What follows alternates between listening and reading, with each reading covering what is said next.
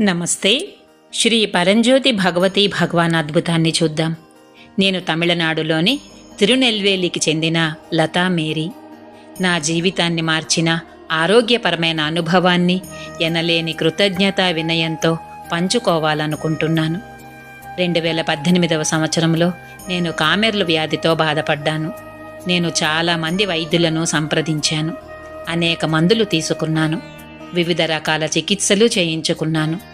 ఈ ప్రయత్నాలన్నీ చేసినప్పటికీ నా పరిస్థితిలో ఎటువంటి మెరుగుదల లేకపోగా నా ఆరోగ్యం వేగంగా క్షీణించడం ప్రారంభమైంది. రోజు రోజుకు నా శరీరం బలహీనంగా మారి నేను శారీరక బలం ఇంకా మానసిక ప్రశాంతతను కోల్పోయాను.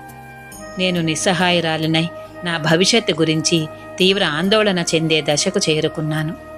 నా జీవితంలోని ఈ క్లిష్ట దశలో నేను ముక్తి మోక్ష ప్రక్రియకు మార్గనిర్దేశం చేయబడ్డాను.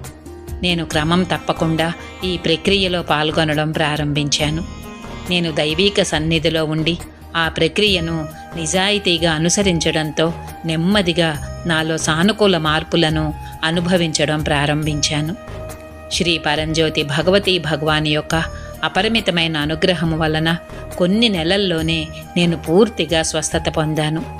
నా బలం తిరిగి వచ్చింది. నా ఆరోగ్యం పునరుద్ధరించబడింది. నా మనస్సు శాంతి కృతజ్ఞతతో నిండిపోయింది. ఈరోజు నేను మంచి ఆరోగ్యము, తిరిగి చేకూర్చిన శక్తి, అంతర్గత శ్రేయస్సుతో ఆశీర్వదించబడ్డాను. ఈ స్వస్థత శ్రీ పరంజ్యోతి భగవతి భగవాన్ యొక్క దైవిక కరుణ ఇంకా అనుగ్రహానికి సాక్షిగా నిలుస్తుంది.